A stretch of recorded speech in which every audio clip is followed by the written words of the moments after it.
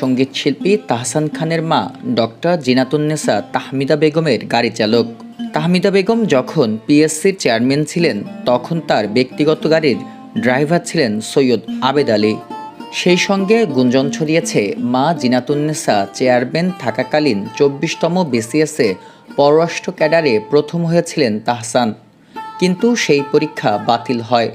পরবর্তীতে ভাইবা অনুষ্ঠিত হলে বাদ পড়েন তিনি। এরই মধ্যে সামাজিক যোগাযোগ মাধ্যমে ছড়িয়ে পড়েছে গুঞ্জনটি। এদিকে সোশ্যাল মিডিয়া রিউমার স্ক্যানার গ্রুপে উঠে এসেছে ২৪তম বিসিএসের ভাইবায় তাহসানের বাদ পড়ার বিষয়টি সত্য নয়। সেখানে বলা হয়েছে মূলত ২০০৩ সালের ২৮ ফেব্রুয়ারি ২৪তম বিসিএসের প্রিলিমিনারি পরীক্ষা অনুষ্ঠিত হয়।